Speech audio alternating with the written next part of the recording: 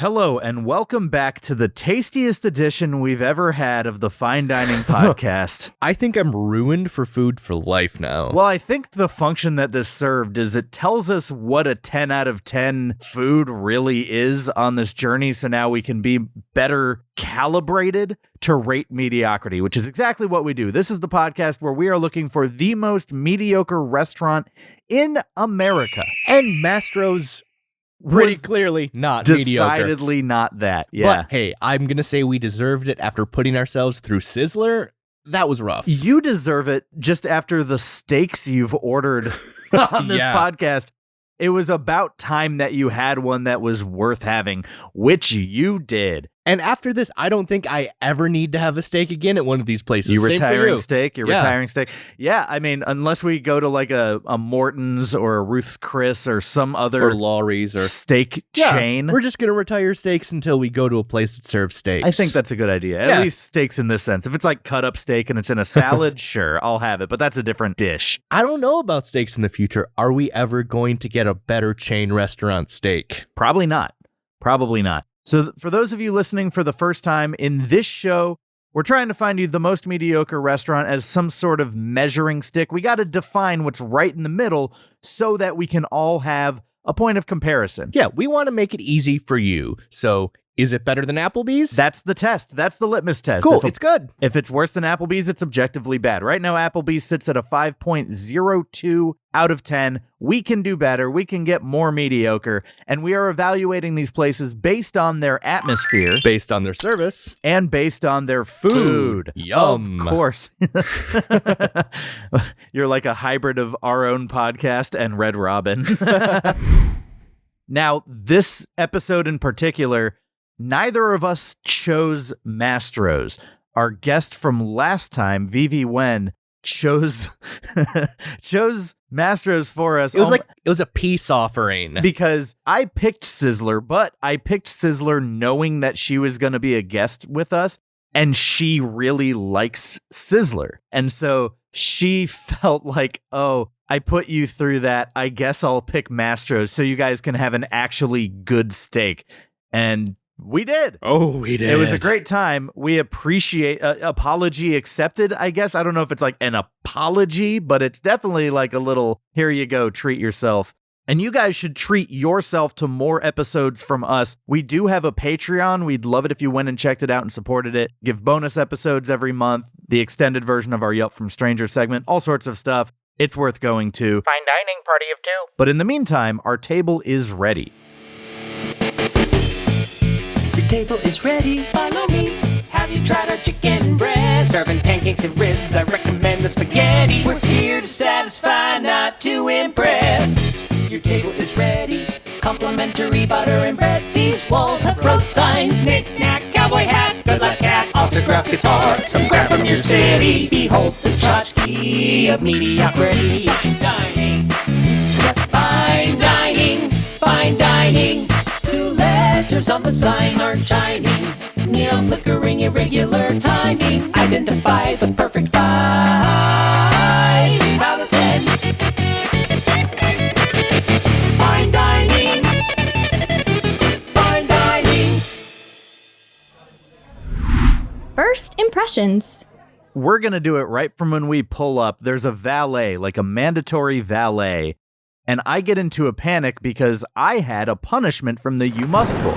Remember, because Sizzler did not fall within the 4 to 6 range, the zone of mediocrity, I had to draw a punishment that gets enacted at our next restaurant pick, which happened to be a very fancy Mastro's Ocean Club restaurant. It was fitting. They have a dress code. They do. And you had to wear clothing made of Pokemon cards. I had to wear a suit made out of an item of your choosing. You chose Pokemon cards. And it's fitting. It follows the dress code at Mastro's. So I had pants, a blazer, and a bow tie, all made out of Pokemon cards. You can check this out by going to our social media, Instagram, TikTok, at Fine Dining Podcast, if you want to see this masterpiece of fashion. But let me tell you, for as good as it looked, it had no mobility. Oh, not at all. So walking around, I was basically doing like the 1980s robot dance the whole time. Oh, that was once you even got into it. Oh, yeah. Okay, so we pull up, there's a mandatory valet, and I'm like panicking because I'm like, hey, I didn't drive here in the wardrobe that I need to be in. I was going to change in my car, and the guy has no patience for me. Yeah. He doesn't seem interested. He's not enthused at all. He He's not doesn't enthused. care. It's just, we are just two giant pains in his ass this day. And you try to sell him on it like he's got a suit made out of Pokemon cards, and he just goes, yeah, I see that. And it's like on a hanger in the back seat. So I have to get into the pants, which are like a solid straight line. Like there's no bend in them at all. So I don't want to make it take long. So I keep my shoes on. You get one leg in, one shoe through completely. And then the No other problem. shoe gets legitimately very stuck in the pants. Now keep in mind, I'm like leaning backwards into the back seat of my car, like the woman giving birth in the Men in Black scene. Yeah. In the back of her car to the alien. That's what I felt like. I'm just like in a very vulnerable position. My foot gets completely stuck. I'm like, Garrett, I need you to pull on the ankle and help me remove this pant leg so I can take the shoe off, put the leg through, then put the shoe back on. This whole ordeal is already like 2 minutes of just putting the pants on. Yeah. I feel like a jackass. I'm disruptive. Luckily, other people aren't pulling up yet. I wish they would have. It would have I'm been funny. so glad I hate disrupting. I really do. I do too, but No, I you don't. I like watching You other love people it. disrupt things. That's fair. So you help me out of the one leg. I get it done. I put the thing on, the jacket. I walk inside. Immediately, there's a really young hostess at the door. I mean, I'm assuming young. She had braces, so just kind of like that Okay. younger look. And like immediately just like, I like your Pokemon card suit. I was like, oh, yes. Yes. I'm walking into a group of people who work here that are younger than me who grew up with Pokemon. So I'm getting a lot of love from the host staff, and I'm all for it. And this was the biggest thing we were worried about. Are they going to be offended by this? Is it going to be too much of a distraction? Are they going to turn us away? Are they going to literally not let us eat there? But luckily, it seemed like they had a young host staff who at one point in their lives were exposed and probably into Pokemon. So it went off real well, or at least they were really good at faking it. I don't know. They seemed like they were into it. They even like took our first picture. Normally it's just a selfie, but this guy even offered. He's like, "Hey, would you like a picture taken?" They had like a nice logo sign in front of one of those like wall waterfalls. Yeah, it was a a waterfall. water wall. They had their bronze cow statue right at the front. So it looks golden, but it's a bronze statue. You're talking about at Mastro's? Yeah. I noticed dolphins. I didn't see a cow. Was there a cow inside? Yeah, it was a cow bust. So when you become certified to sell A5 Japanese Oh. Wagyu, specifically Kobe beef, you get It's this like a little trophy or something. bust trophy thing so you can display to the public your glorious certification. That's actually pretty neat. I've never picked up on that. Yeah, so if like you go to a really fancy steakhouse and they display it up front, you Mhm. see that golden cow, you're like, okay. They've earned this. They've earned There's this. going to be some good steak ahead. Yeah. Okay. Yeah, and outside they had a couple of like golden or bronze dolphins and just very classy front area. Didn't really get to take in the front lobby that much. There were a few people waiting. Everyone staring at me, all eyes on Michael because of this Pokemon card suit. Now, you're the one who should be getting attention. We went for your birthday. This was your birthday This dinner. was actually perfect. I love it how my birthday just kind of went completely under the radar, Yeah. which I love it. I would like to eat out with you wearing a Pokemon card suit every single time. So you draw all of the focus and then I have peace. It's so unmanageable. Ugh. I hated the experience of maneuvering in it. I did like the attention because it was positive attention. Yeah. I recognize the fact that it could have been very negative attention, especially if I had even more trouble walking. I managed, but it wasn't easy. Yeah, I think it helped out that from the beginning, the staff was on our side. Yes. The staff was phenomenal. Once we got past the valet guy, our servers, and servers plural, Yeah. we had a team. It was like the red carpet was rolled out for us, and I loved it. But they did know we were reviewing the place. You know, we already know it's not going to be mediocre, so why not get just Yeah. the whole experience as nice as it can be, kind of tip our hand a little bit. Usually I'm very against doing that, but when we know it's going to go outside the zone of mediocrity, whatever, why not enjoy it? So we're going to get into all that, but before we do, I want to know some background on Mastro's Ocean Club. Garrett, have you gathered up some Resty facts? I do indeed have some facts that are gathered. Let's go into this week's Resty Fact Roundup. Before we go in, we usually pick a sound to not assault my mom's ears because she doesn't like the noise of the whip that we use to round up our Resty facts. But this is cattle. This is what the rounding up was made for. It's a cattle herd. Yeah, I think the whip's got to stay. We need to have some whip. I think the whip's got to stay. But we can soften it a little bit by something, I don't know, maybe the sounds of the cows being whipped. Yeah, that'll make it better. We'll have a whip and then the cows' bovine reactions. No cows were actually hurt in the making of this sound effect. Jeffrey and Mike Mastro opened their first restaurant in 1999 in Scottsdale, Arizona. And obviously, Scottsdale is such a hub of restaurant chains. Yeah, and these two humble men named it after themselves, too. Yeah, I don't know if I would name a place Ornelis's just because most people would butcher it. Ornelas, Ornelius, Cornelius, Aurelius, all names I've actually heard. My middle school football coach called me Aurelius. Keep in mind, I was pretty good. This wasn't like some random player that he never interacted with. I was on the B team, but I was used in every defensive, offensive, special teams. I was in everything. He knew me. Aurelius. That was a compliment. He was referring to you as one of the most competent Roman generals of all time. Not even spelled that way. So here's the thing. My last name, Ornelas, right? Mm-hmm. I needed a hall pass from him one time, and he wrote out he wrote Michael, and then he just stared at the paper for a while, and then wrote Arrylius. And this, folks, shows the dangers of CTE. By 2007, Mastro's had 7 locations, and the owners sold their majority stake to 2 private equity firms.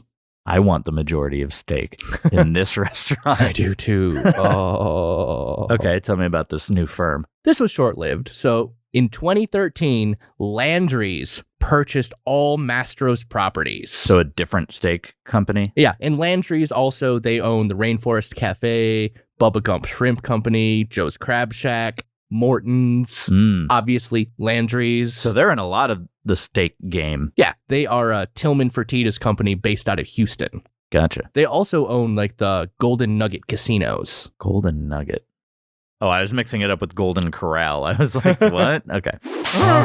Currently, there are 20 locations in 8 states and Washington, D.C., which it makes sense. With the fancy steakhouse like this, the overhead is massive. You're not going to be opening up 10, 20 of these every single year. Yeah, and you don't need to. You need this place to be like a destination. Yeah.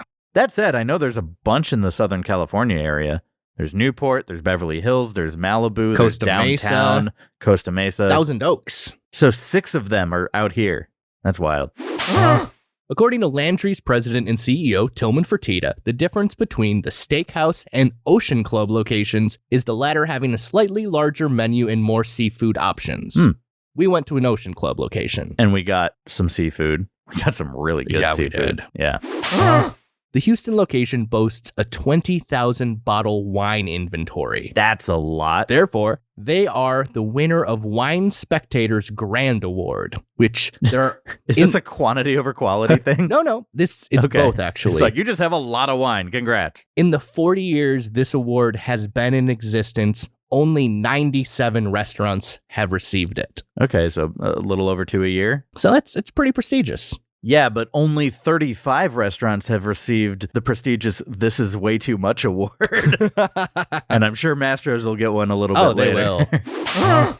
Mastro's is known for its celebrity clientele and high prices. Just Oh, yeah. Google Mastro's TMZ or Mastro's Beverly Hills, and you just get loads and loads of headlines. Oh, Kobe Bryant and Michael Jordan met to eat at the Beverly Hills Mastro's. Justin Bieber spotted out with Selena Gomez again at Mastro's. It goes on and on and on. This is one of the places, specifically the Beverly Hills location, is one of the places where you go to see celebrities if you're one of those people that actually cares. And you and I were the bells of the ball at this Mastro's.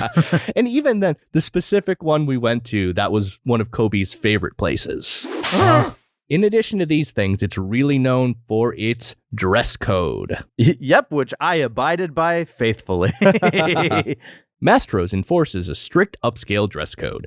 We do not allow beachwear, gym attire, including sweatpants, sweatshirts, or hoodies, athletic apparel, jerseys, hats, beanies, bandanas, ball caps, oversized or baggy clothing, tank tops, and sleeveless shirts are prohibited.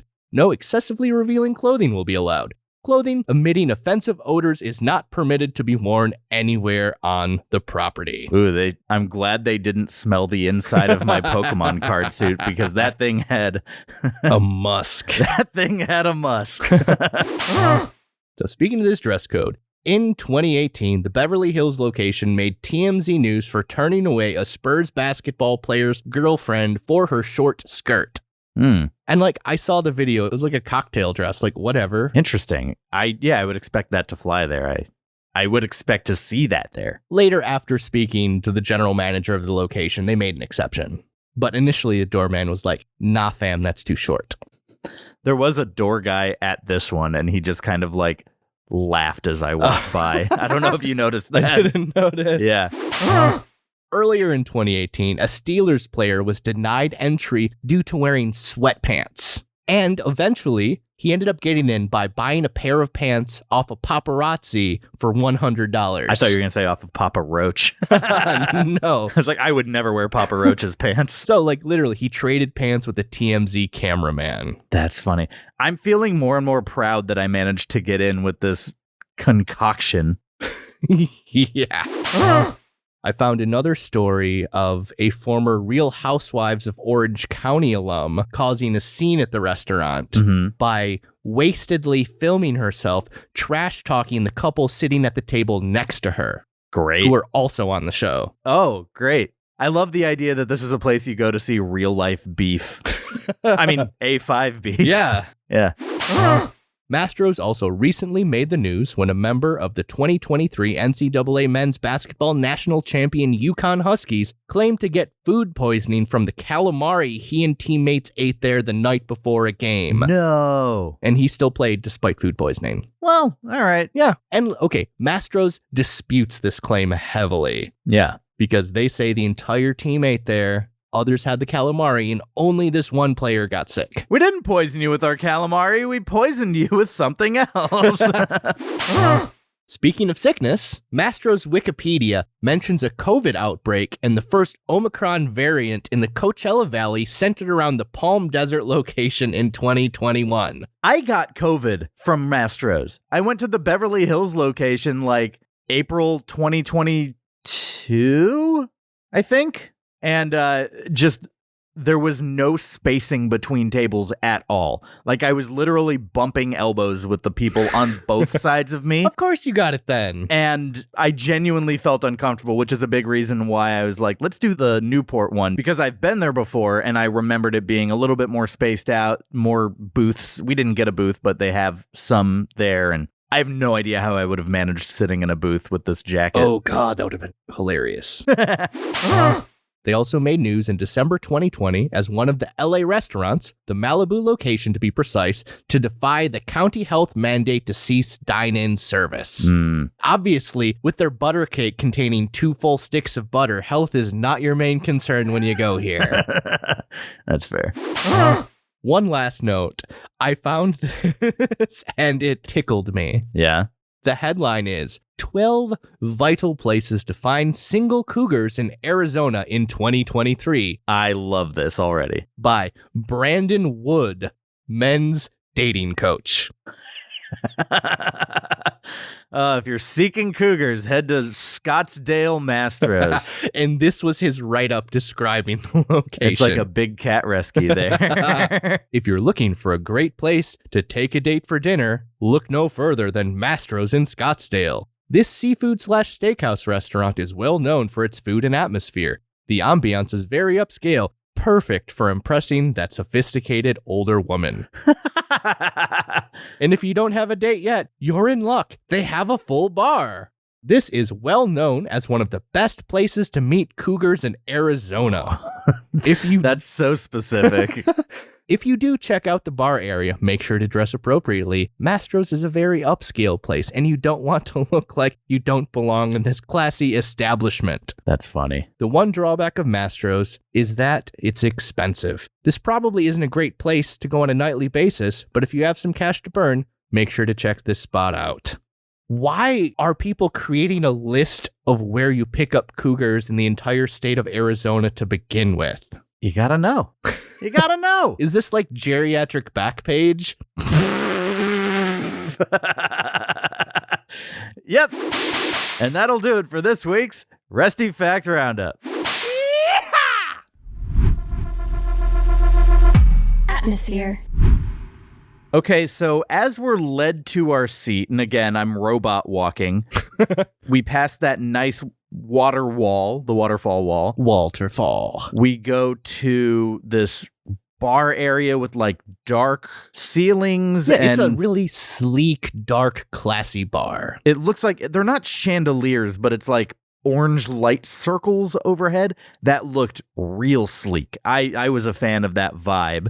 A little bit louder. This was the big bar room, music playing. And you could tell, like, the acoustics of the room were almost set up to keep the sound clearly in that space. Which is crazy because we kind of sat at the border of 3 separate spaces. Yeah, so there was the bar area, the full open-air courtyard. The atrium, which is where we basically sat. Yeah. And then, like, overhead covered dining. That was more traditional. There were booths and tables and stuff, and kind of went off in a few different directions. It seemed like they had a lot of dining areas. Yeah, we were at the liminal zone of 3 different dining areas. And we were just past the border of that bar area, and I could literally hear the sound get dampened, the difference between moving my head like 2 feet. It's actually very cool in that way, because I wouldn't have wanted this to be a crazy loud experience. No, a lot of the reviews I see online are complaining about the noise, especially at the Beverly Hills location. Yeah.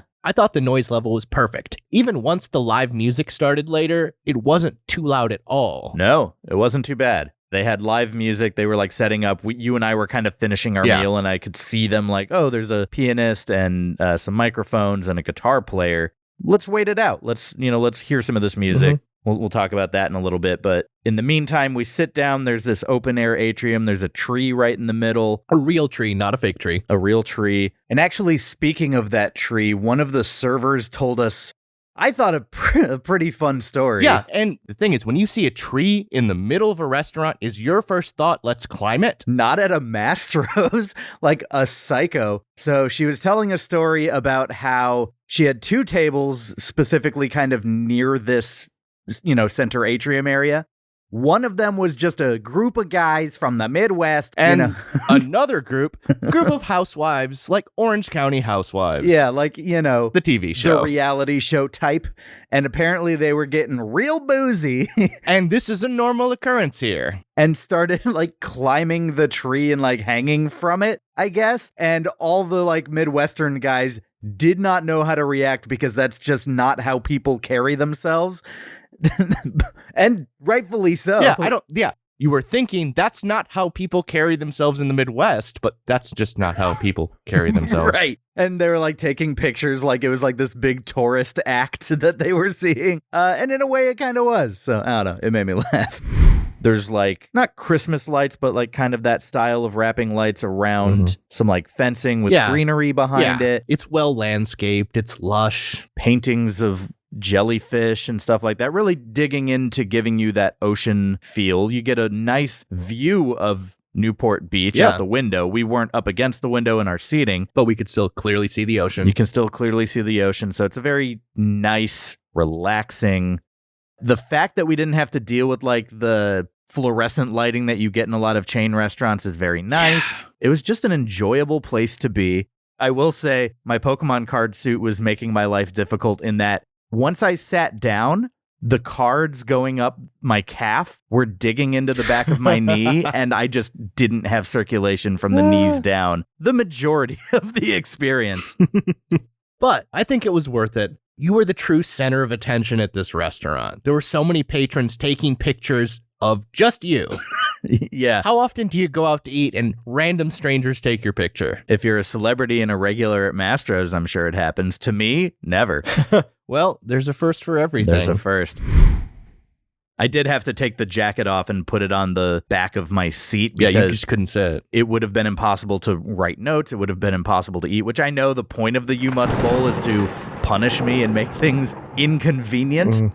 But if it's at the expense of being able to actually functionally give you a review, I'm going to take the little shortcut. Also, to be fair, this punishment was completely conceived by you. I didn't have to draw from the bowl because you pulled from the fine dining bylaws to give me this punishment. So, I feel like I earned some leeway with the extent of punishment that you gave me. Oh yeah, no, this punishment exceeded all expectations. Yeah. Also, huge shout out to Tanya Apuya for making that Pokemon card suit. She did a fantastic job on pretty short notice putting something together. There was a woman that came up and started chatting with our waitress as she was arriving that made me feel like, oh, this woman's a regular. Can you imagine? Like, I go to Mastro's maybe once a year. I've been in LA for 11 years. I've been to Mastro's 6 times. It's like the meal of the year for me. Like, imagine being a regular.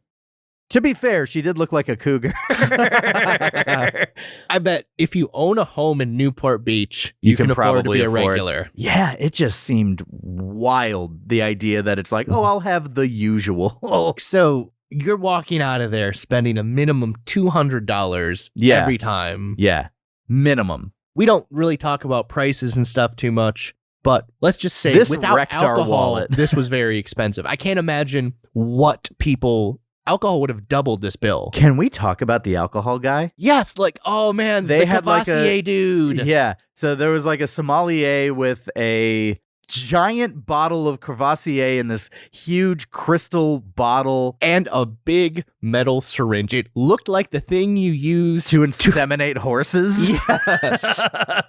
Not that I know much about that. I'm from Texas, but I don't have much farm experience. No, you don't. But But have I lots saw of the implement. insemination experience.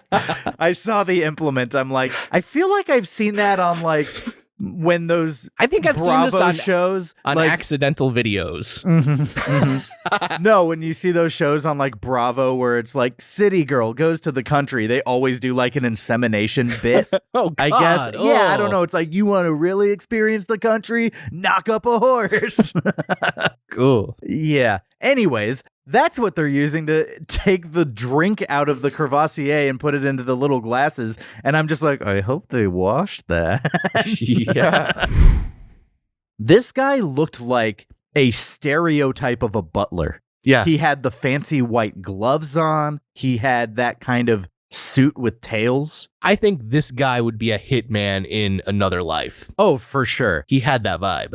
I mean, I think he could be a hitman in this life. Yeah, just that syringe is long enough to stab someone with. Yeah. So it was a very fancy, I was just like, I didn't expect. You're not getting that at Applebee's. No. So once he injected the liquid into the drinking glass, Yeah. he like swirled it around to coat every single part of the glass. He had a process. He did. Like, I'm not convinced that the process means anything. Yeah, I I'm not think, either. I think that stuff is very hoity-toity and probably not doing anything, but they insist. yeah, I guess it was the whole show. Like, It was I took a out show. my phone. It was I a show. filmed it. That's the point. Yeah, and I mean, you feel fancy being tended to, whether or not you believe the bullshit of like, oh, and I'm doing this to bring out the notes of whatever. No, you're not. Maybe you are. I don't know. I'm unsophisticated and I don't drink. So you put those two things together, like Chili's is my comfort zone.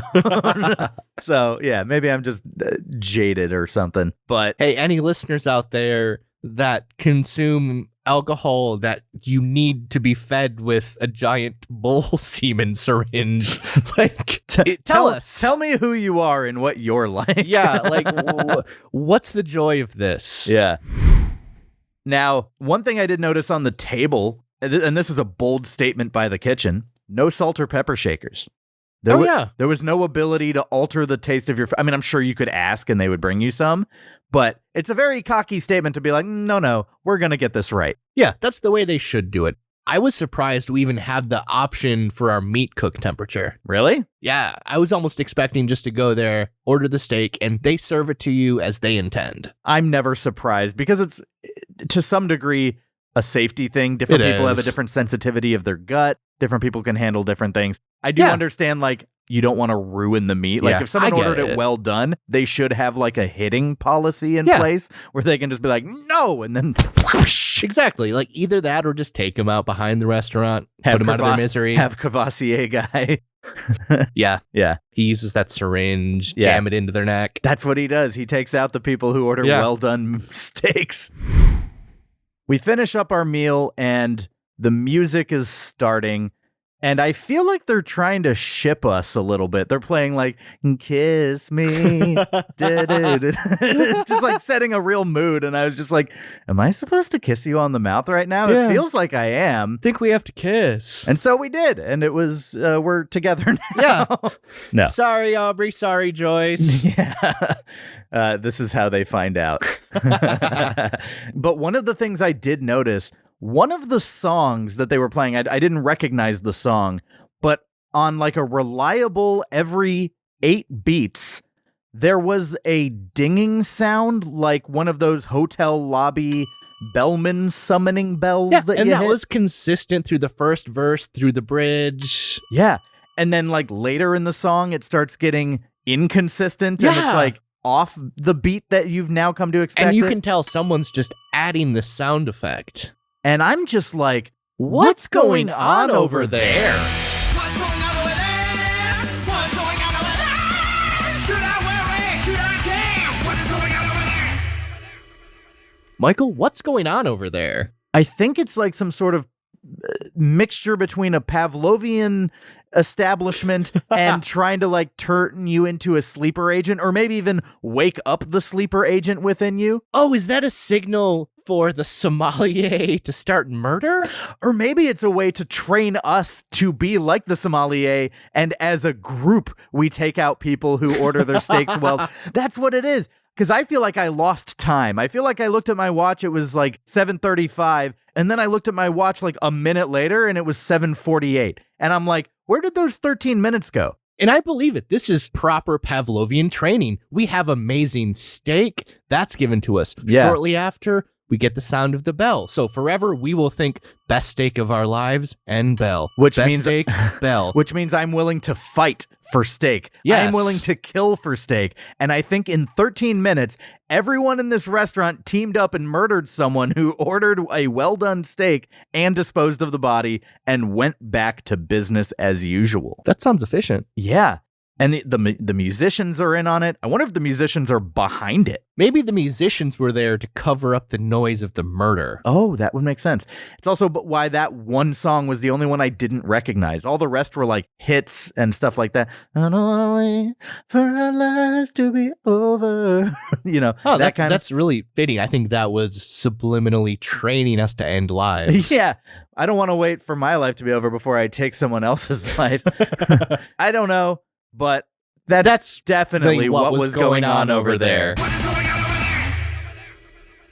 That's about all I can think of when it comes to atmosphere. It was just a very upscale, nice, separate zones, each zone just as nice as the next. And everything was intentionally designed. Everything from the lighting to the room acoustics, you could tell a lot of work was put into this. Yeah. It goes without saying, 2 thumbs up. Yeah, 2 thumbs up. No explanation needed. Yeah. I mean, really, just go. Yeah. Just go to a Mastro's. You'll understand. It is a 2 thumbs up atmosphere. We highly suggest the Newport Beach location. I for sure do. Yeah. I think I've been to 3 different Mastro's, and I've been to this one twice, and both times it blew me away. Service. So it takes a village, and in this case, the village treated us like royalty. Yes. We weren't treated like the normal town drunk idiot. We weren't shoved in a corner and forgotten about. That's what normally happens. We are normally just like, these guys look like trouble, even when we don't have a you must bowl punishment. And if we're in ties even, too. Yeah, we had not 1, not 2, but 3 servers introduce themselves to us at the start of the meal as the team that'll be serving us. And we also had 2 other servers come up and interact with us throughout the meal. Yeah, one guy who I looked up, he looked to like see if I needed anything just immediately. Like he knew we weren't his table. His name was Kevin. He was on it. Now our servers were Brittany, Sergio, and Henry. Henry was on top of a lot of the, I guess, busing duties and refilling waters, brought us bread. Brittany was kind of the main mouthpiece of the trio. Sergio was anything but the mouthpiece. He was there to train. Very quiet guy. He was the stern, silent. Oh, I know what his job was. He was one of the assassins. He wasn't the assassin. He was the one that flagged the people for murder. Oh, yeah, He was there when you ordered. He just walks by. He's like, how'd you order this? Oh, okay. Interesting note. No, all of them nice as can be. Professional. On it. Yeah. Giving us attention, making us feel special. And I'm not used to this attention, Garrett. Me neither. When we go out to eat, I like the attention, but at some point, it overwhelms me. I feel like too much of the belle of the ball, and it might be way too much. This is Now, don't get me wrong. This is a positive. This is way too much. This is in no way a complaint. These were excellent servers, and if this could be the norm, it might ruin me as a person. Like, you need that resilience from being ignored and spat on and all that. Okay, we have been used to traveling through the service desert. Yes. We hit this amazing oasis. What the hell do we do? Yeah, what do we do now? You guys ruined service for us. And it was awesome, but it was, in fact, way too much.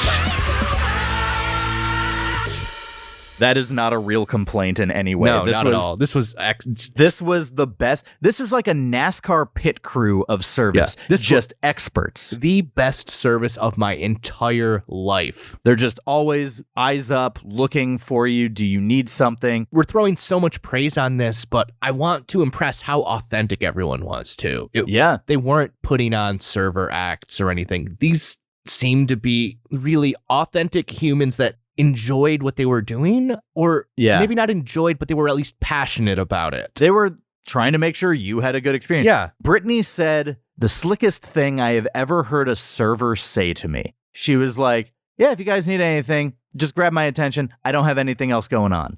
And it's like, we know you do. We know you're busy. We know that you're tending to other tables, but that idea of just, I'm available and I'm here for what you guys need. It's just like, I'm just like, okay, that's a good Yeah. line. I see you. It's like we feel okay to ask now. We're not putting you out. Yeah. She also made a chopstick joke to you. She made a chopstick joke to the table, but her eye line was on you because one of the things we ordered was a crudo, kind of like a sushi-esque thing, but it came with chopsticks. And she was like, our chopsticks are kind of bad. And then she looked at me and looked at Garrett, and I was like, ooh, bold, I love it. But I appreciate that. This is not like at Panda. No, where they didn't racially profile you and you complained about it. Racially profile me, and I appreciate it. She did not racially profile you. I like to think she that was she also did. on that side of the table that was facing you. But I know you genuinely complained about not being profiled and assumed you should be given chopsticks at Panda Inn. Yes. She was right. These chopsticks were absolute garbage. Yeah. I ended up going back to a fork. We'll get into it. Me too. She had fantastic charisma. We were getting constant refills. This team was awesome. Even Kevin, when he came over and I ordered my thing, I got a baked potato as one of the things. And he was like, do you want it plain with the stuff on the side or do you want me to load it up? And I say, load it up. And he like winked at me. Like, load it up. I got you. Yeah. I feel like you can tell the energy Garrett and I have and that there's always an underlying innuendo that doesn't need to be said and just tapped into that side of our humor very, very quickly.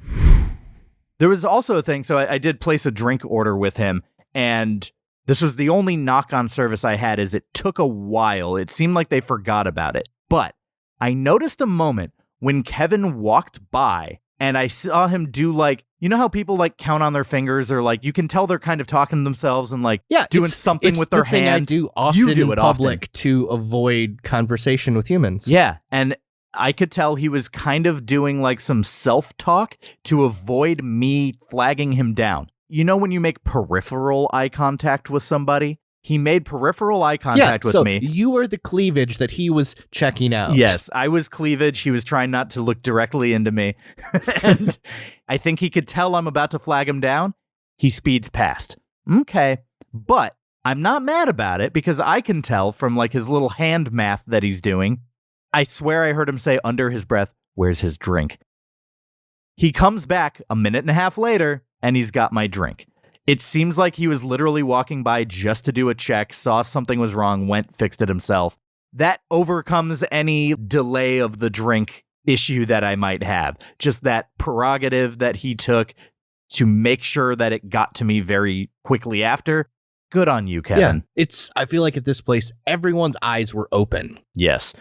This was the best service team we've ever had. Two By thumbs far. up. 2 thumbs up. Totally. 2 thumbs up, hands down. Yeah. Do you think that this team as a whole can be awarded our best server award? I think so. I think they've got to be. Look, Amy from Hooters made a valiant effort, but there's also like a stigma I've felt anytime I tell someone that our best waitress was at Hooters. They don't believe me. They think I'm just like, they're like, yeah, okay, guy. No, this team was full of professionals. They were awesome. Went on to take a picture with me because of the Pokemon card suit. It seemed to be a hit with everyone. Whether or not it really was, I don't know, but they sure made me feel like it.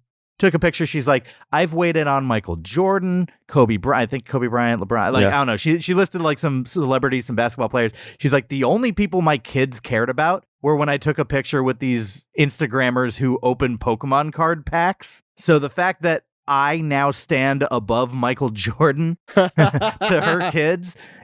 I mean, she didn't say that, but I'm going to assume, damn it. That's what she implied very heavily. Yeah. Can I tell my story about meeting Michael Jordan? Yeah. The podcast needs to know. So when I was a kid, my brother did like a Michael Jordan sponsored basketball camp, and my mom is very tenacious. She will go after whatever it is that her kids want to do. Me specifically. I got a lot of cool opportunities and experiences in my life because my mom was willing to ask, basically. And so my brother got to play basketball with Michael Jordan at this camp. Insane. Yeah. And me being like the 5 years younger, I was probably 7 at the time, maybe. I'm like, Mom, I want a picture with Michael Jordan. And, it was my brother's moment. I shouldn't have, but I wanted it. And I'm 7. Who cares about other people's feelings? I mean, my brother wasn't upset as far as I know, but my mom goes to the back, finds Michael Jordan, brings me there and is like, my son wants a picture. Can we take a picture with you? He looks down at my feet and just goes, Reeboks, and walks away because he's notoriously sponsored by Nike. Air Jordans are an extension of Nike. And yeah, we go outside, we convene with my grandmother and my mom's sister, and we're all like, what do we do? What do we do? There's a shoe store down the street. Do we go down there? Do we buy some Nikes? What do we do? And my mom's like, just take the shoes off. And so I walk back into this building like a freaking hillbilly. I'm wearing a Michael Jordan jersey that goes down so long it looks like a sleep shirt, like you can barely see my shorts. And I go in, I'm barefoot. My mom finds Michael Jordan again. It's like, all right, no shoes. Can we get a photo? And he's like, dang, lady. Sure. I'm going to walk down this hall, just walk in front of us, take a picture. So I'm walking down the hall with Michael Jordan. There's like other people talking to him. I don't know if they're agents, managers, press, whatever. None of them are wearing Nikes. And I'm barefoot. I'm the only one looking at the camera. Michael Jordan's arm is around me. And if it weren't for that, it would look like I'm just straight up photoshopped into this picture. So that's my Michael Jordan story. I've got this photo of like me just happy as a clam staring into a camera barefoot next to Michael Jordan. That is an amazing athlete picture story. Yeah. Also, I went to another steakhouse in Chicago a few years later. Michael Jordan was at the bar. My mom was like, oh, I'm going to get the menu signed. Gets up, goes, has the menu made out to me. Security guard stops her, and she goes, oh, I know him. And just keeps walking past. Jesus Christ. Amazing. Of course. That's the way to do it. Oh, I know him. This tenacity, this is why I censor the whip sound in Resty Fact Roundup. Because my mom has done things for me. Anyways, all that to say, 2 thumbs up for service. Yes. 2 thumbs up, 5 thumbs up, 10 thumbs up for service. However many thumbs we have, we'll give them. And now, a word from our totally not made up sponsor. Whoa, what's this? 5 thumbs up, 10 thumbs up? You can't just change your rating system. Hi there, it's your favorite sponsor, Jubb, and I'm back. And this is a bunch of bullshit. You can't just go 32 episodes giving from 2 thumbs down to 2 thumbs up, and then all of a sudden you're doing more than that. You need a level of consistency. And that's what I'm here to sell you. You're looking to make a rating system for something that's gonna stand out. I'll help you do that. Like, how about this? You're a middle-aged woman at your boozy book club. You've just finished The 7 Husbands of Evelyn Hugo by Taylor Jenkins Reid, and you need to give it a score. 5 Zinfandels out of 7. Because you went through 5, but Sheila brought 7, and that's on the book. Or what about this? You're brand new at BuzzFeed, and you gotta make a hot article. Top 7 IRS agents ranked. And of course the score is how many times I've gotten away with tax fraud when they're the ones on my case. So if you want me to make a custom scale for you, I'll do it. Call me, not on a phone. Just put my name instead of yours on a W-2 and send me your social security number and I'll take it from there. Okay, bye. Food. So we got a lot of food here, and it starts off with bread service. It's like an actual thing offered on the menu. It's a basket of bread. It's refills if you want it. It's butter, bunch of different types of bread, and lots of good breads. Oh my gosh. First of all, the presentation was excellent. Yeah. It's pretty bread. It's pretty bread. It's pretty bread, but no, it's it's pretty bread. It is. It's not just pretty bread. It's really bread. It's really pretty bread. This is like very appealing, very sexy, very tasty, very scrumptious. I want to put this in my mouth instantly. So that said, I'm going to start off with the weak one. There was a sourdough that it was good, but it just didn't do anything special. I had it at a 6.5 out of 10. Yeah, I had the sourdough at a 7 out of 10. It was structurally excellent with an ideal crunch and just enough elasticity and sponginess on the inside, but the flavor was missing. Yeah. They did have very good butter. Oh, man. You red lobstered again. You took a forkful of butter just to have it. Oh, man. 10 out of 10 butter. That was house-made sweet cream. It was just enough salt. It was very good. Perfectly silky texture. Like, yeah. I would just eat that butter. Yeah. Now, do we want to talk about the bread that had cheese in it, therefore I didn't touch it? Yeah, there was a garlic crostini. It was extremely tough and chewy, but like, I guess that's what you expect from this style bread, and it had a really strong flavor of crushed garlic, butter, and Parmesan, but the Parmesan was strong. Yeah. So me not being a cheese boy, I can only give this a 6 out of 10. Yeah. But if you're okay with the texture and you like cheese, this is an 8 or a 9 for you. Okay. So the other 2 breads I gave 10 to. They had a bread called Epi. Yeah, I have no idea what this is. EPI, I think, like EpiPen. I was like, oh, great. Honestly, it kind of looked like a Dookie. It was not that at all. But I mean, it certainly had had like nuts to it in the way that it was shaped. Emoji. Okay, stop. That's what I thought. A very rich inner, like once you got to the inside of the bread, just very warm, very delicious bread. I mean, it's, how do you describe it? It's like an artisan it's like roll almost. It was like a yeast flavor to it. It was so freaking amazing. good. Yeah. 9 out of 10 for me. And then pretzel sticks, basically, that were warm in the perfect way. These were the perfect pretzel texture for me. These were 10 out of 10 pretzel bread sticks, I guess. And then the butter only made it better. Yeah. It was perfection to me. These were like visually appealing pretzels. Yeah. No imperfections at all. Perfect amount of salt, perfectly center mass on this pretzel. You could balance it on your finger and it wouldn't fall. Oh yeah, no, definitely. So I will give this a 9.9 out of 10. I like how this perfect pretzel bread gets a 9.9, but Wetzel's Pretzels gets a 10. Mall pretzel you gave a 10 to. Hey, mall pretzel has a special part in my degenerate heart. Oh my God. This was too good for me. I don't deserve this pretzel. I'm going to give this the 10.1 just to account for your shortcoming. I'm going to put my thumb on the scale Come on, here. this bread is so good, it's giving me imposter syndrome. I don't belong here. So we got 2 starters. We got the hamachi crudo, and then we got the crab cake. What do you want to talk about first? I'll just spoil it right from the beginning. Both of these were 10 out of 10s for me. One of these was a 10 out of 10 for me. I guess I'll start off with my favorite of the two. Yeah. The hamachi crudo. Yes. Now, crudo is the Italian and Spanish word for raw. So it's basically like a sushi. It is. Served in like a different shape. Yep. It's almost like a little turned over dome Yeah. kind of shape. So it was hamachi, apple, pickled onion, and scallion. It was topped with crispy onions and placed into a cylindrical ring mold. And it was sitting in like a soy ponzu sauce, and it had dots of yuzu cilantro mayo. And in it was the yellowtail. It was really, really good. Yeah. But impossible to eat with these crappy chopsticks. Quick thing, the difference between crudo and sashimi. They're both similar dishes where the highlight of sashimi is the meat itself. So it's focusing on the thin slices of meat, while crudo is Interesting. focusing on the entire dish, the presentation together. So that like, makes sense because it's more of like steak tartare. I think what I didn't love, I did love this dish, but what I think held it back for me was I wanted a little bit more focus on the fish. Yeah. So that makes sense. I thought that the ratio was not to my preference. So I went 8 out of 10 on this. But the ratio was still appropriate for what the it is. dish. Yeah. And the sauce was very good. All the ingredients together worked real well. Yeah. I have one word to describe this entire thing. What? Fresh. Yes. Yes. This took my mouth on a journey from the initial bright and clean yellowtail through the mildly sweet and crisp apple with a hint of pickled tang from the onion and the slight savory and salt of the sauce, ending with another clean and bright element, the yuzu cilantro mayo. The fried onions provided some welcome textural variety and crunch that mirrored the clean and crisp nature of the entire dish. It was great. I'm normally not a cilantro fan, Oh, I like cilantro. but I always think it kind of tastes like soap.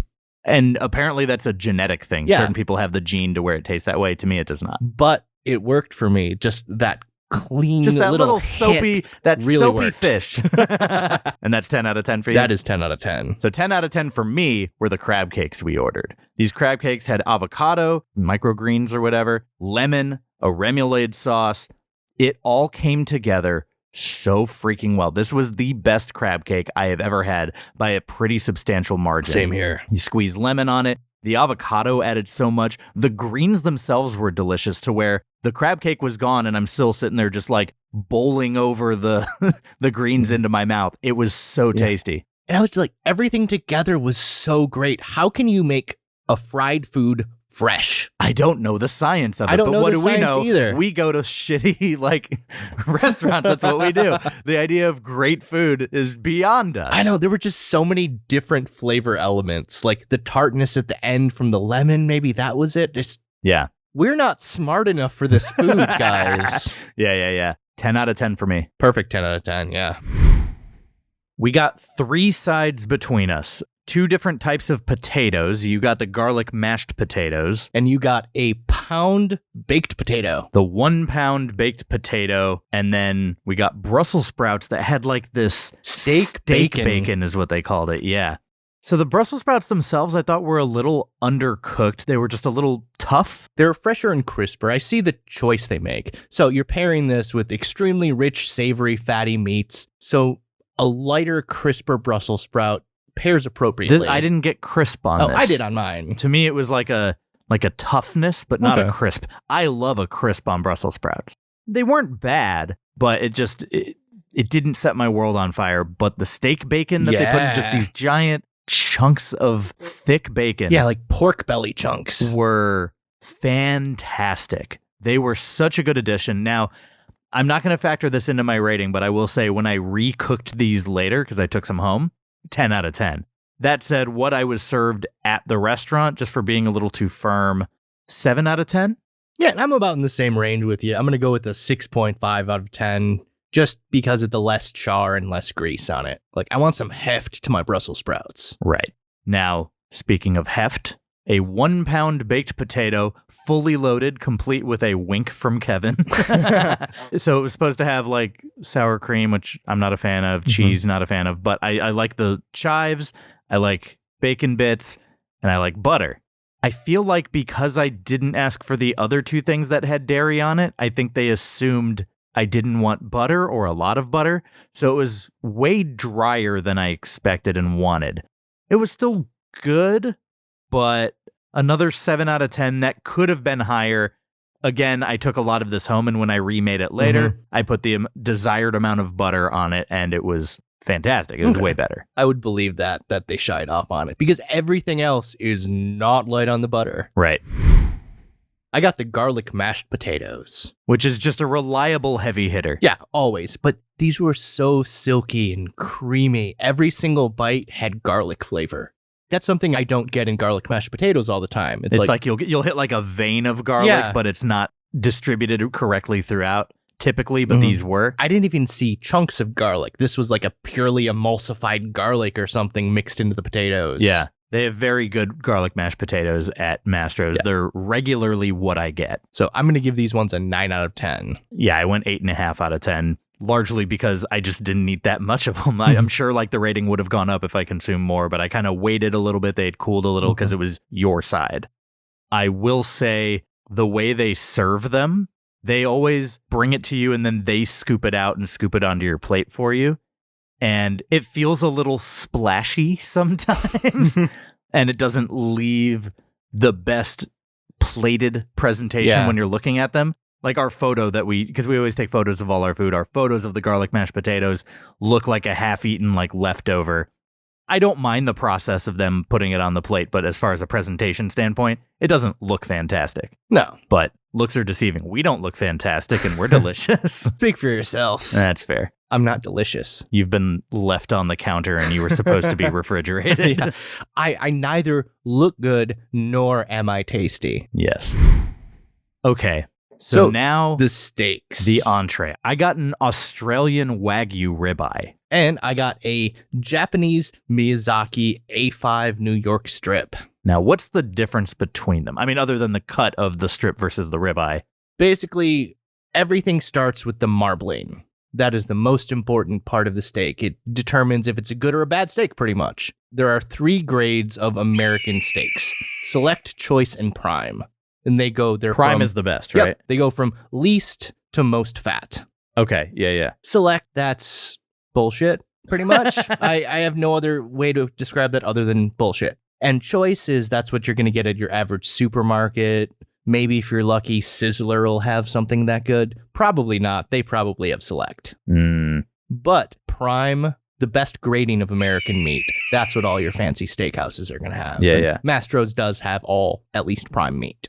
That's just the American grading. Now there's Japanese grading. Which is the Yep. A1 through 5 scale. Yes. Yep. It goes A through C and 1 through 5. Mhm. Now, the letters A through C determine the amount of meat on the cow itself. So before it's even butchered, it gets a letter grade. So is this like size of cow? Is Yep. this based on mass? Yep. It's a So is mass and veal- proportion. Is veal a C just by nature by being less, or am I There is interpreting not. it wrong? Veal does not exist in this category. Okay. And then the number afterwards corresponds to a few things: the color of the fat, the amount of the fat, And the distribution, and the right? firmness of Firmness. the meat. Okay. What was served at Mastro's was A5, the best of the best. Right. And that was Wagyu. Wagyu is always A5, right? No, No? Wagyu can still be graded A through C and 1 through 5. Oh, it can. Mhm. Okay. So there so are what determines Wagyu? Wagyu is just the broad term that the world has adopted to describe a really richly marbled meat. True Wagyu is from Japan. Mm-hmm.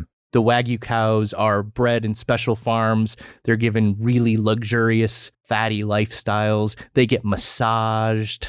Farmers massage their cows. That's fun. These are the best, fattiest Wagyu meats. Now, there's Australian Wagyu. That's what you got. Yes. That is close to the Japanese level of marbling, but it's still more of your traditional red meat, bright red steak. Okay, so you're basing this off of the fat distribution changing the coloration on the inside. Yeah, so that kind Okay. of will that. So and then, with the Australian, it doesn't do that as there's much. American Wagyu.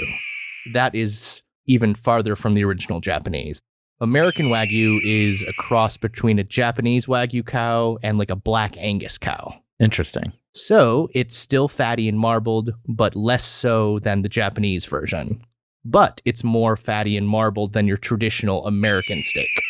All I know, whatever they did to my steak made it one of the best I've ever had. So you got, of the 3 Wagyus, you got the middle marbling zone. Yeah. So it was a good cross between meat and melt in your mouth fat. It was so tender. The fat was so well distributed throughout this thing.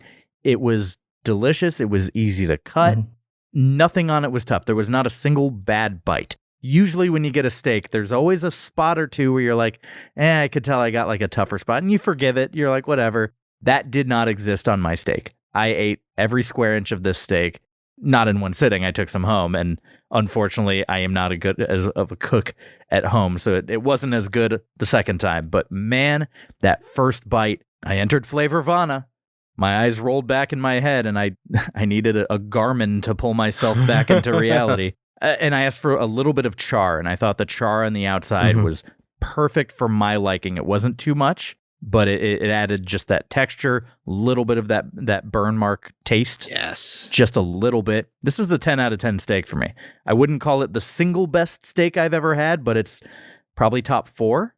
And one of those other 4 was a ribeye from this same Mastro's like 5 or 6 years ago. So I'll give your steak a 9.5 out of 10. It was excellent. Still probably top 5 lifetime steaks for me. The only thing that would have pushed it farther is char. I'm a crust lord. And crust lord, you and I just have different preferences on this because I thought I probably could have done with a little less personally. No, I feel like they got it perfect. Okay. But if I were to go in a direction, it would have been on the side of a little bit less. And I even got it light. Now, we also did get some steak sauces with this. And I just want to touch on those before we talk about your steak. There was like a Béarnaise sauce, which I thought was very good. I give it a 7.5 out of 10. Oh, I didn't. You didn't rate it? I didn't rate that one. Okay. I only have a rating for one sauce. There was a peppercorn sauce. It had like a sweetness to it. I thought it was really fantastic. I gave it a 9 out of 10. I think that was a really sweet cream, probably. Yeah.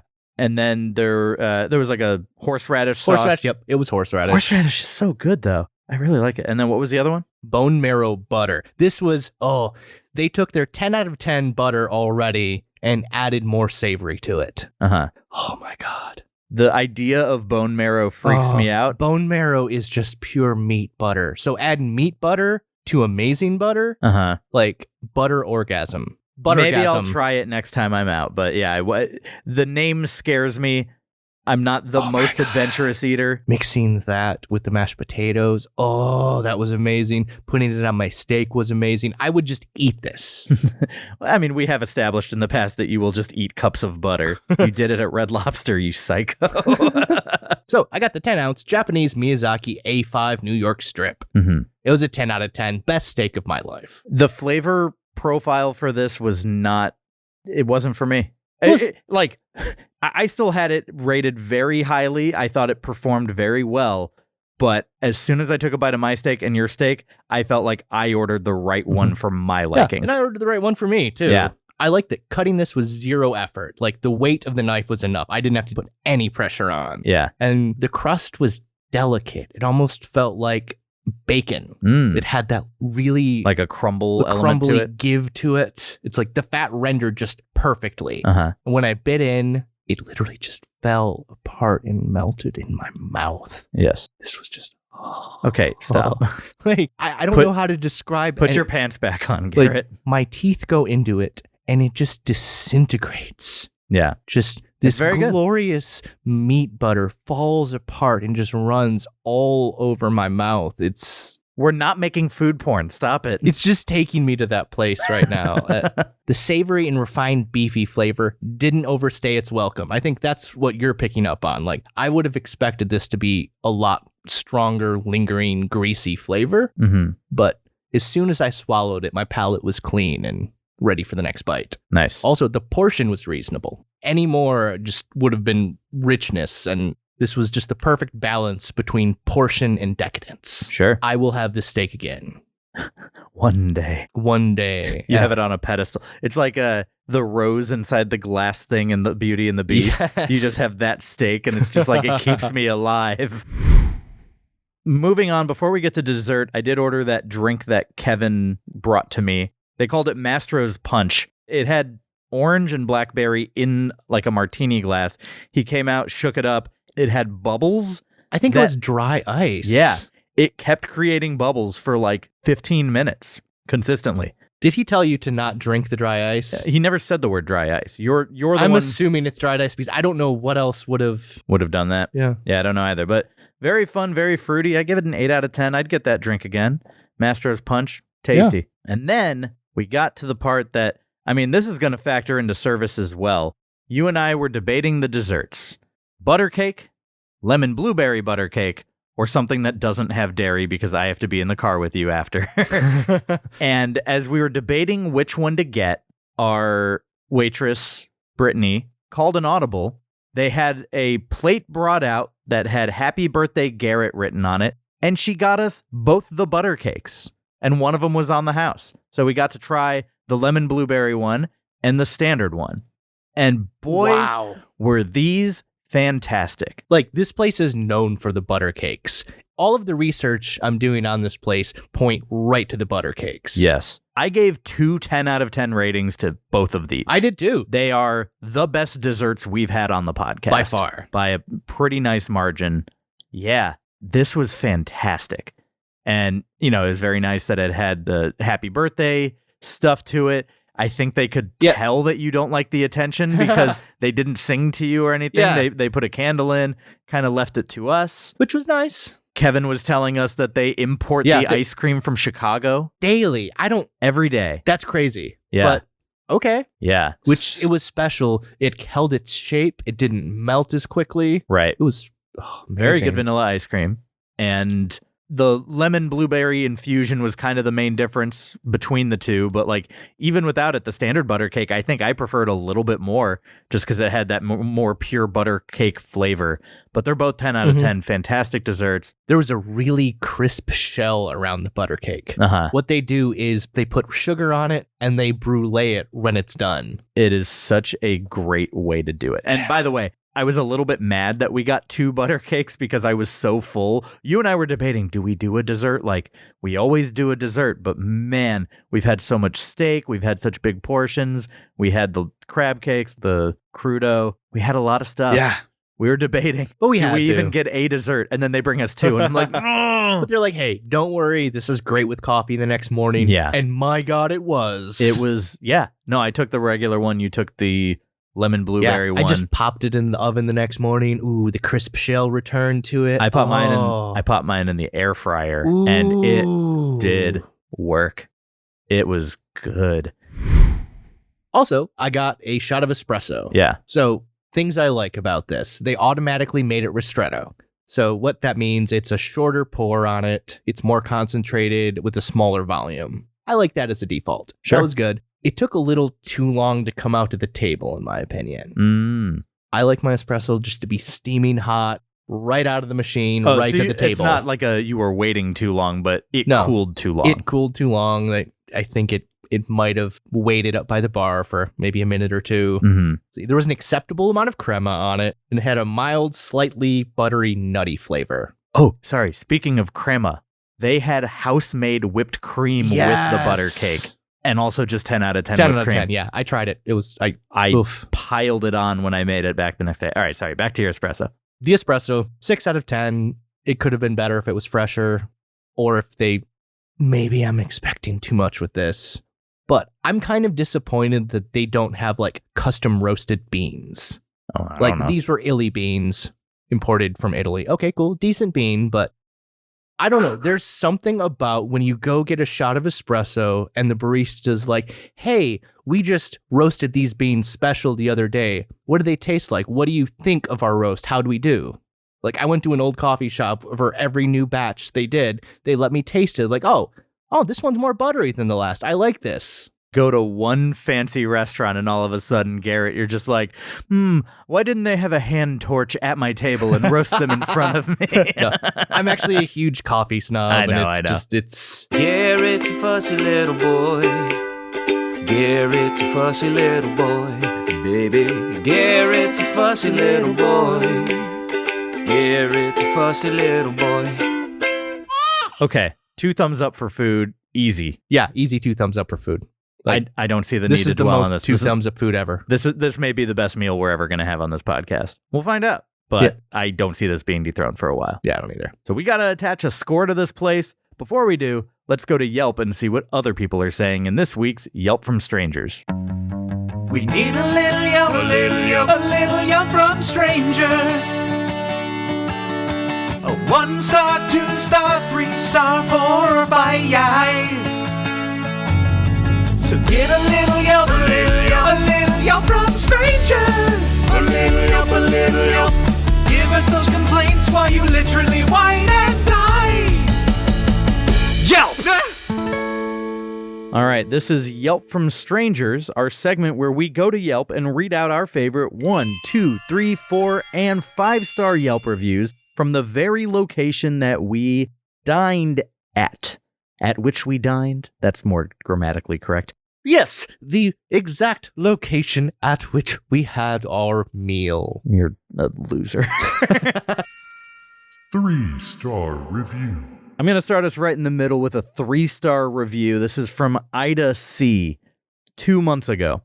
I went in with high-ish expectations because I did enjoy my experiences at the Costa Mesa location. My husband booked a reservation for our anniversary, and we were seated at a high-top table at the room with the bar. It was so loud there. Besides the amazing live singer who was also playing the piano, there was absolutely no romantic vibes in there at all. What, other than the extremely romantic music being played live for you, there was no romance. And then she goes on to use a lot of suggestive language. We ordered the creamed corn, lobster mashed potatoes, filet steaks. The creamed corn was average. I have had better creamed corn elsewhere. It tasted almost undercooked. The lobster mashed potatoes were decent, but did not blow my mind. Oh, well. The petite filet did fill me up. Oh, damn, Ida. But also did not blow my mind. Slow down. It just seemed like your regular surf and turf restaurant, if you ask me. I won't recommend this place for a romantic dinner. It just seemed like a place for coworkers to gather after work. I'm sorry, I didn't realize you're going to Mastro's to fuck. Like, well, to be fair, if you're paying that much money and you're on a date, y'all better be getting it on. Like Garrett and I did when we got back. Oh, no, we did it in the restaurant. Yeah. No, I just think it's so funny to be like, this place didn't make me horny. 3 stars. That's literally what the review was. Not horny enough. 3 stars. Yeah. Thanks, Ida. 2-star review. Here we go. You know what? Let's cool it down a notch. We're getting a little hot and heavy. Yeah. Let's go with the 2-star from Vince H. 11 days ago. If you're interested in a ritzy spot with lackluster food, this is the place.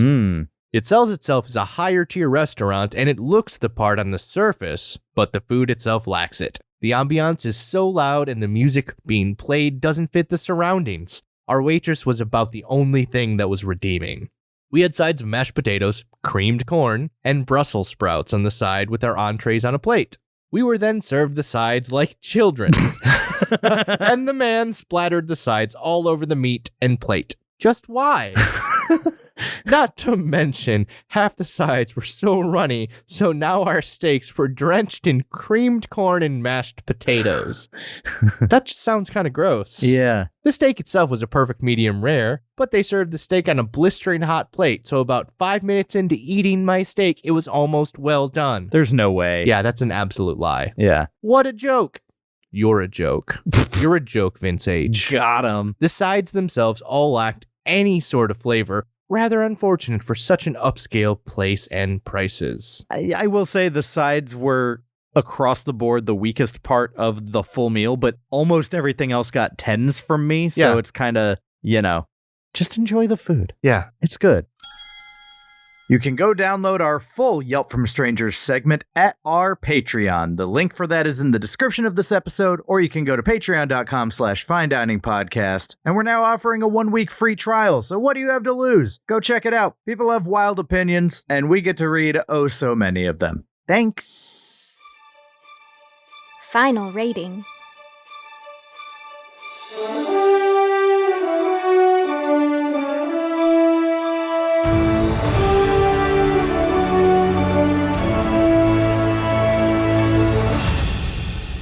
Okay, well, we've heard what other people have to say, regardless of how horny they were. Now, you and I, not horny, need to give our rating. I'm pretty horned up for this place. This was such a good meal, a great experience. The service team rolled out the red carpet for us.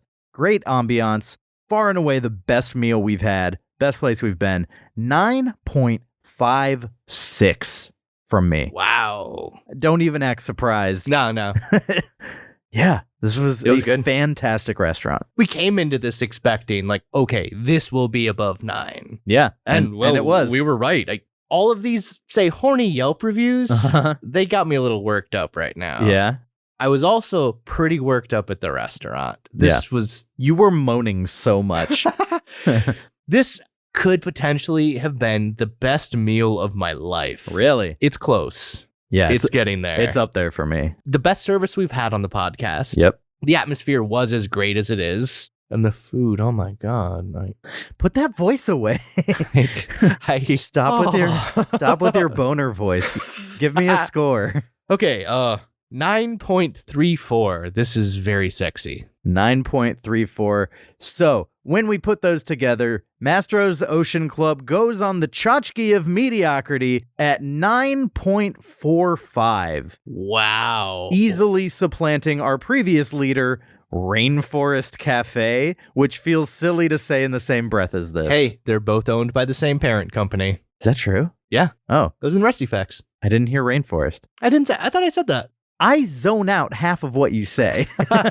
I zone out half of what I say. As you're saying it. Yes.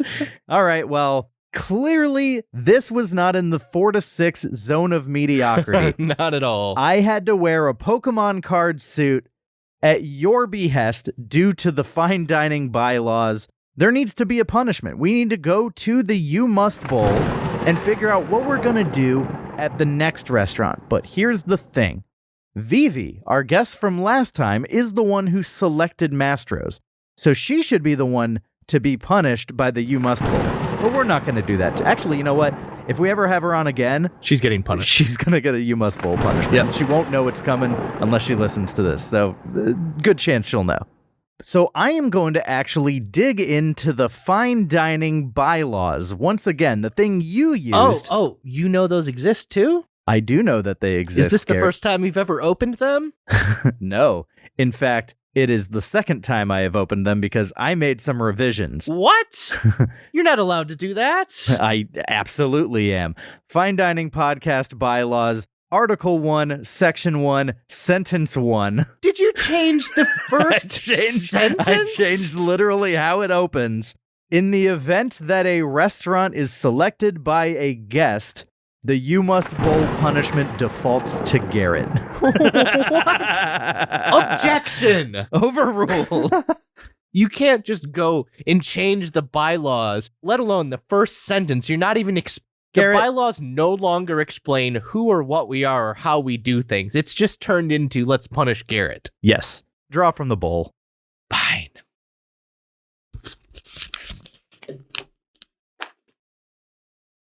What the fuck is this? At the next buffet, you must crab walk to and from the buffet?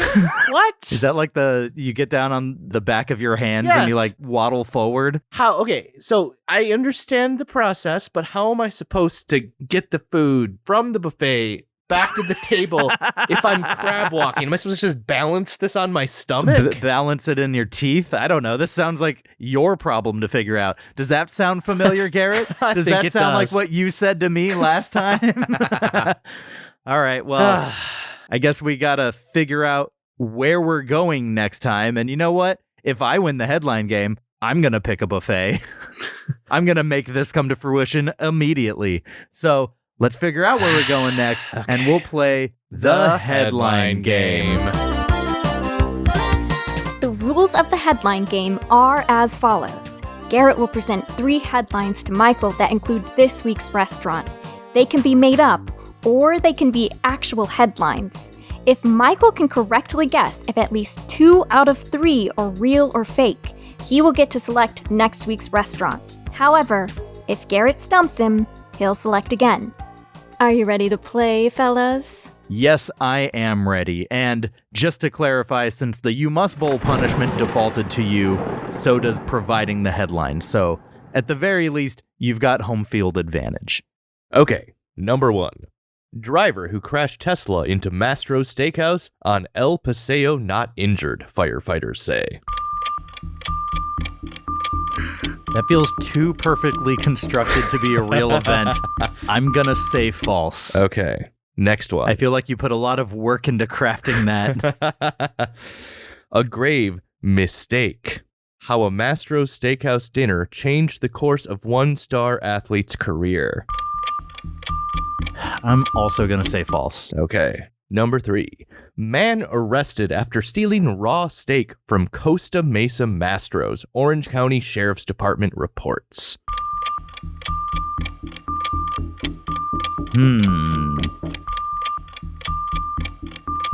Yeah, I'm gonna say false as well. I'm gonna say you made up all 3. Well, okay. The first one, driver who crashed Tesla into Mastro Steakhouse on El Paseo not injured, firefighters say. You guessed false? That was true. Okay. Of course, that was the boring one. Some dude crashes his Tesla Here's into a the thing. Mastro's. It felt too much of a stereotype. I was like, this has to be true, but it so has to be true that I thought you made it up. Now the next one, a grave mistake. How a Mastro Steakhouse dinner changed the course of one-star athlete's career. You guessed false. That is false. Okay. 1 and 1.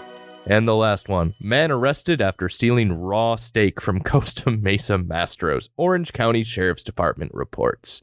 You guessed false. That is false. Yeah. It was the inclusion of the word raw. I feel like raw just... the idea of raw meat encapsulates your essence Yes, so well. I am raw meat. You are raw meat. Okay. So 2 out of 3, I did win the headline game. I do get to select where you get to crab walk around the buffet. Assuming you select a buffet. Oh, you I'm don't choosing have to a buffet. choose No, a no, buffet. no, no, Like, I'm we could okay. just push this off I'm to gonna the future. choose a buffet. No. We're good.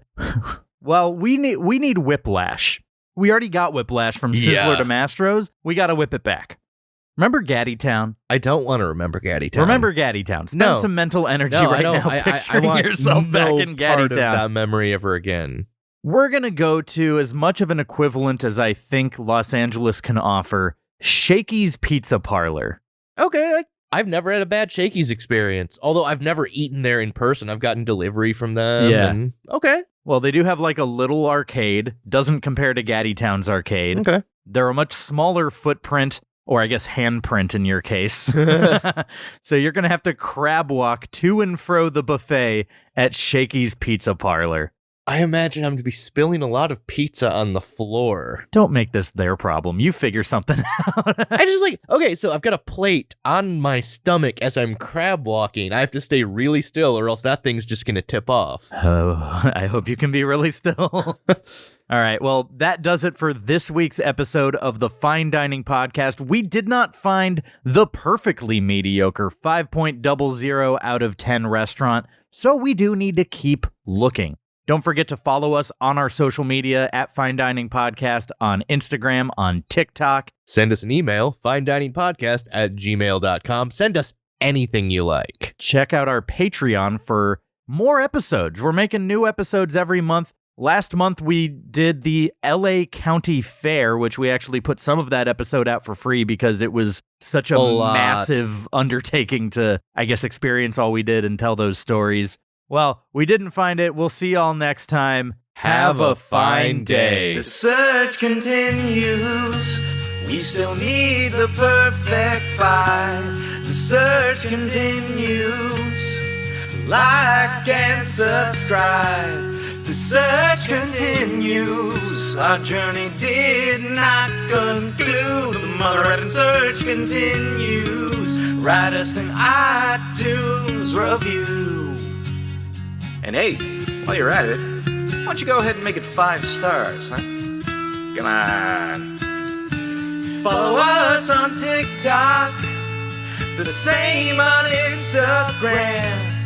All the socials at Fine Dining Podcast. We have a website, finediningpodcast.com. Buy our t-shirts, then put them on. And don't forget, you can always suggest where we go next. Okay! We're going to find it. Mediocrity.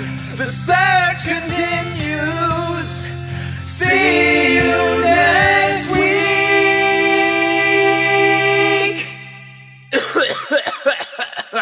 Hurt my throat a little. Have a fine day.